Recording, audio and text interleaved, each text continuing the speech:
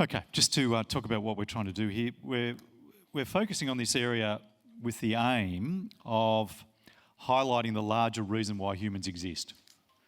So we want to think large. We want to pay attention to the fact that the reason we exist as humans is to glorify God and enjoy Him forever.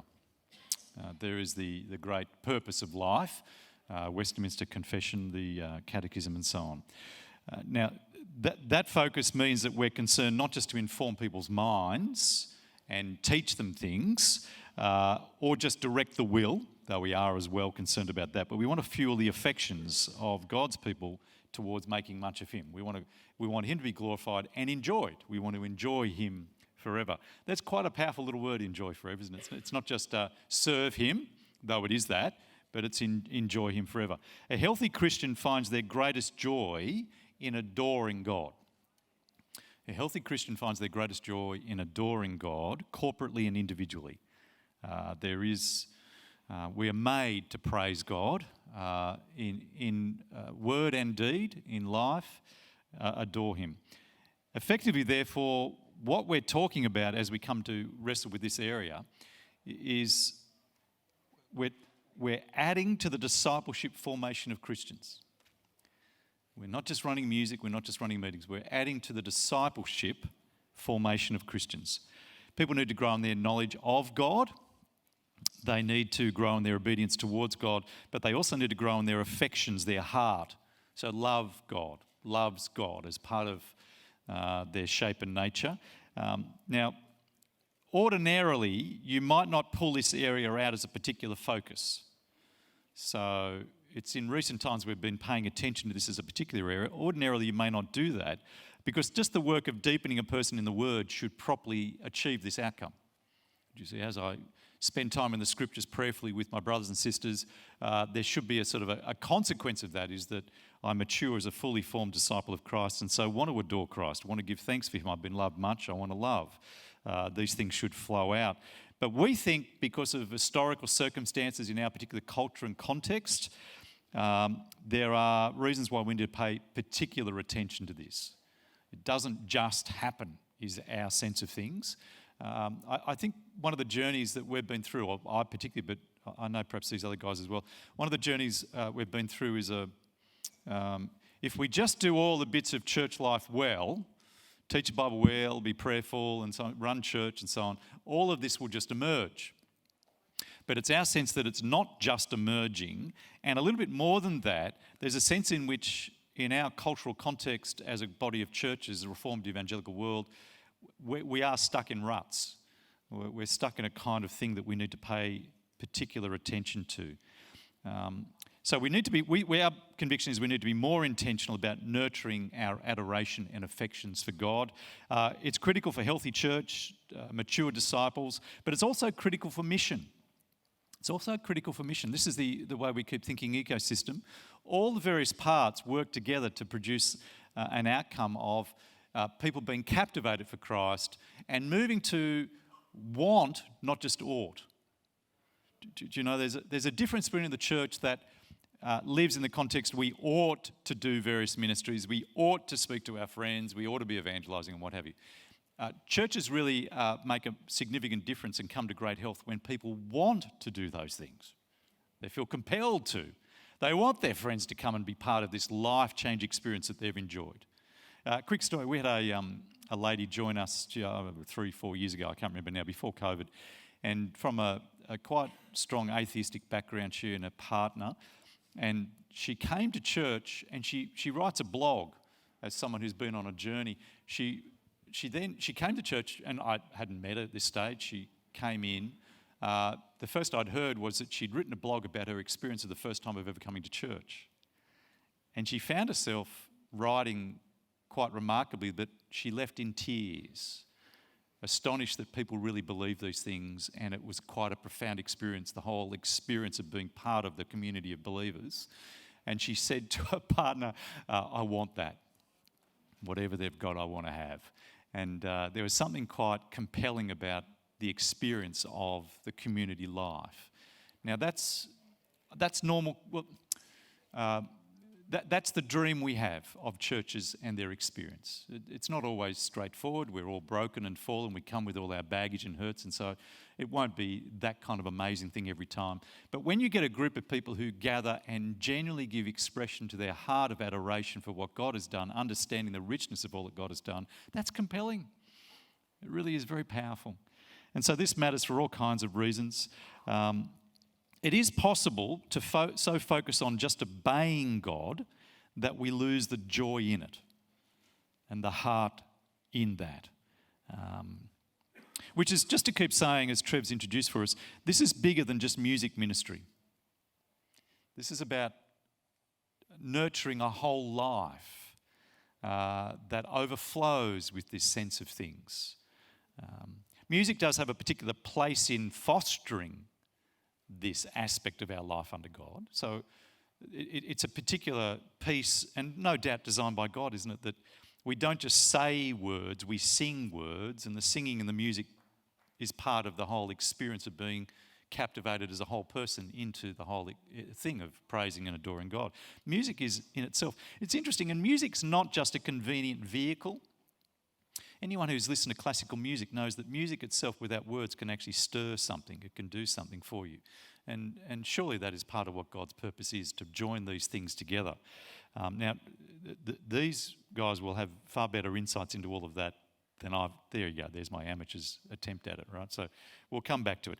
But it is the case that in the scriptures, you know, Romans chapter 11, it's remarkable, isn't it, that Paul gives chapter and chapter of doctrine, theology, the sovereignty of God, the richness. And by the end of chapter 11, he breaks out in just adoration, just praise. Oh, the depths of the riches of the wisdom and knowledge of God, how unsearchable his judgments and his past beyond tracing.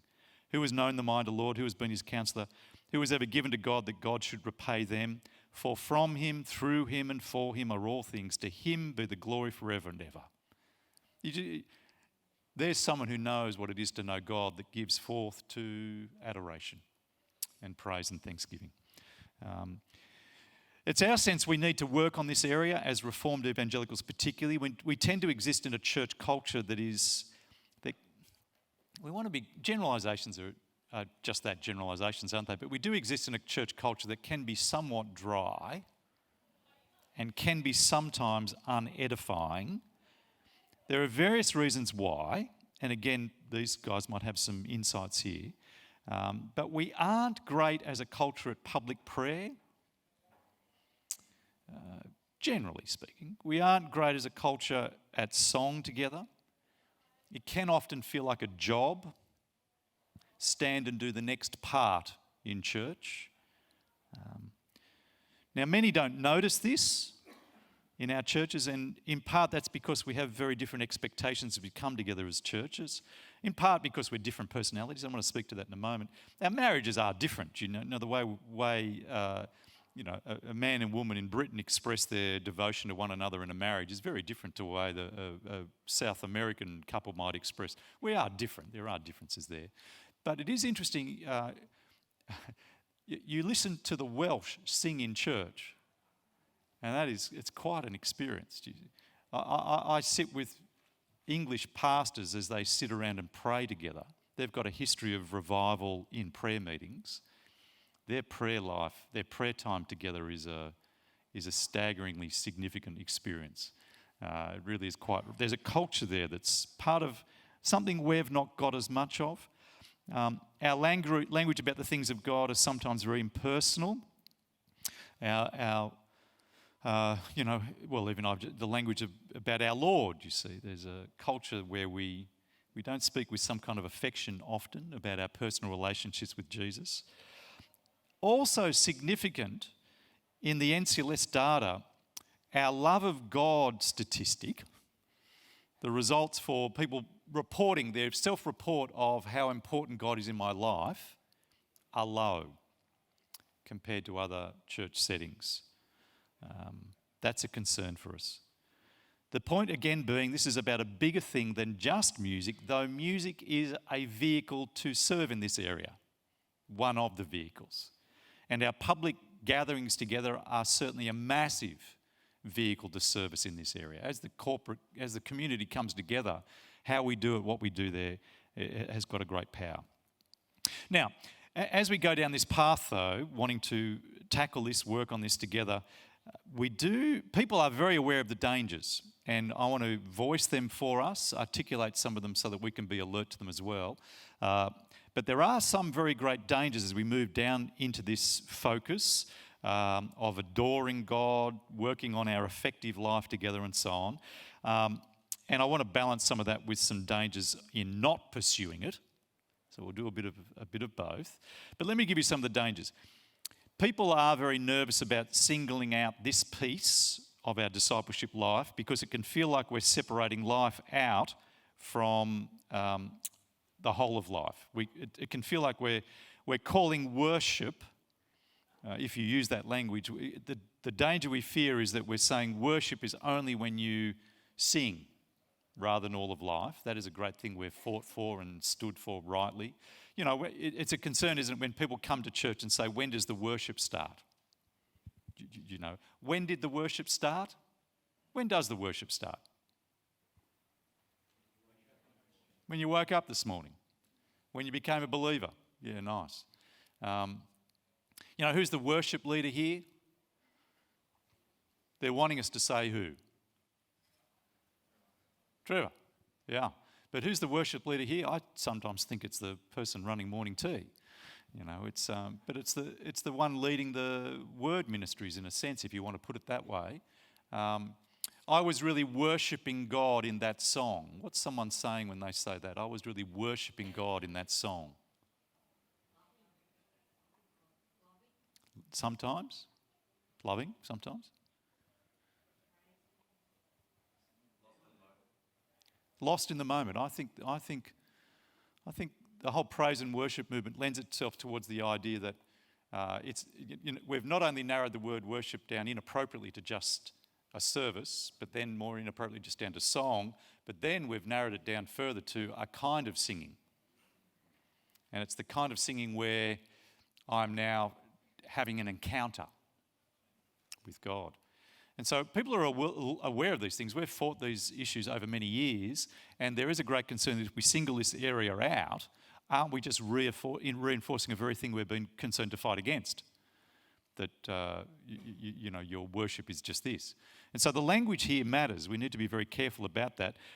So loves God is a new phrase we're running around the place. But magnification for us has been something we've used to tackle this, in that we, you get in the New Testament 2 occasions where the word magnify is used, in Matthew and in Philippians. And one refers to word, the other one refers to word and deed. And so you've got the word does do service for both.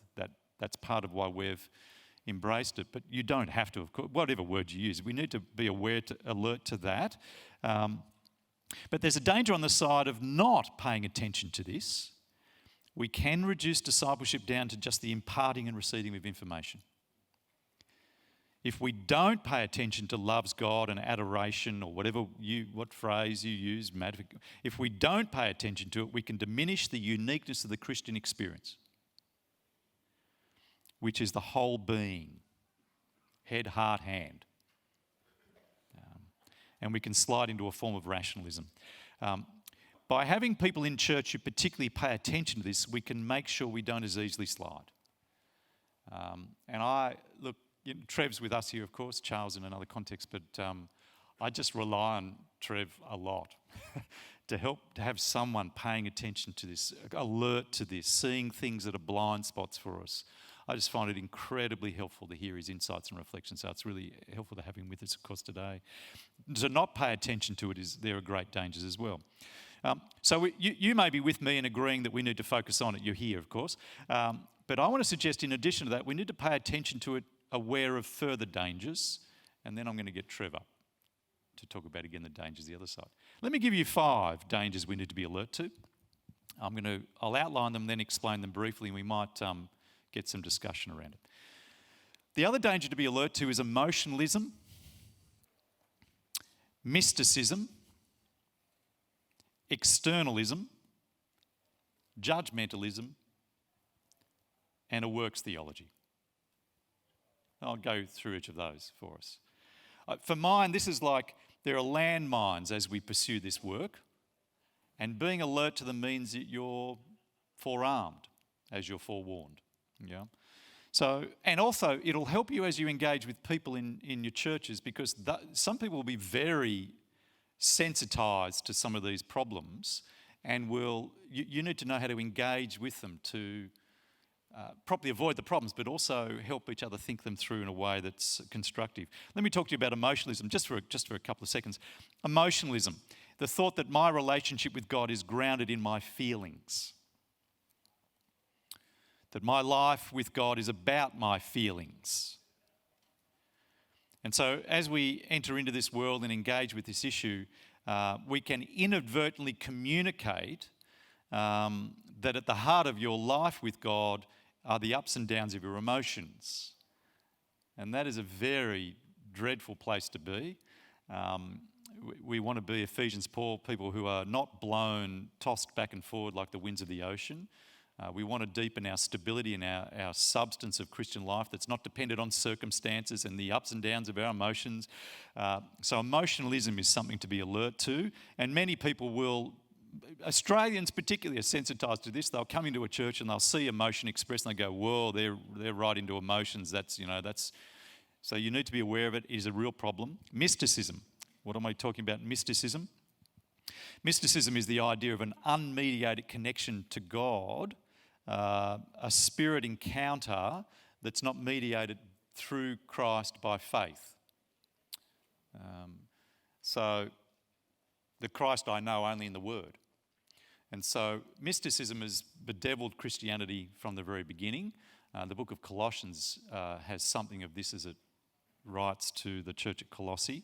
It's this unmediated connection with God, and it's rife in church circles that have paid attention, gone down the path of praise and worship. I want to come back to this in a moment. Mysticism, an unmediated connection to God. Externalism. One of the dangers is that you can end up teaching a church that what matters most is how you look when you sing. Your posture. You've not got your hands in the air. We need more hands in the air. Your face is not doing enough. You need to look a certain way before we give you the tick of success in this area. Externalism is a great danger. Fourth, judgmentalism. Once you've got emotionalism and externalism in place, judgmentalism is hot on its heels. So how do we judge a church that's really learning to adore and engage with God in a deep level? Well, it's how they look, it's how they feel. And so we end up with churches that judge each other about a lack of this because they don't see the heart. Wonderfully, in our church, we've got people here who, I'm thinking immediately of one of our guys who was converted here 20 years or so, and he's been amongst us as a faithful, passionate gospel worker. And he is externally, there's not much you can see, but you'll occasionally, not infrequently see tears. He's just not put his hands in the air, but he is, everything going on, he's feeling it deeply, you see. Externalism and judgmentalism, we need to be wary of that and watch that. Although, there is one external that we can command people to engage in. What do you think that is? Sing. Actually have what's in here be voiced. And whether you've got your hand up or down, but sing. And so we find if we have people standing with a cup of coffee who aren't actually singing, we can actually bring the scriptures to bear on that one, you see. So there is a kind of externalism, but we need to be aware of how far we take all of that. Last one is works theology. We can end up a view of music and singing as the way to gain access to the favour of God, the way to bring God's blessing into my life. And this is explicitly articulated. I was listening, Kathy and I, this some years ago, we were sitting at home and we were looking for something to watch, and a Christian channel came up, and I just never heard this man speak before, and happened to hear the talk, and it was all about, the whole message was the key to moving from wrecks to riches is the praise that you utter. And so if you want to bring healing to your life, to your finances, to your marriage, to your work setting, you praise it into fruition. There's an extraordinary works theology that runs through all of this. How do we enter into the presence of God? Not by our works, but by the merits of Christ, trusting in him and him alone. You are at the right hand of the Father, and you can't get any closer. Your singing won't get you any closer. And so appreciating that is deeply important. The book of Hebrews, the true worshipper is Jesus. He worships on our behalf. And so by being in Jesus, we are the worshippers we've always wanted to be and will be. And so a Christian theology of grace alone, faith alone, Christ alone is critical for us in this, but there's the danger of works theology.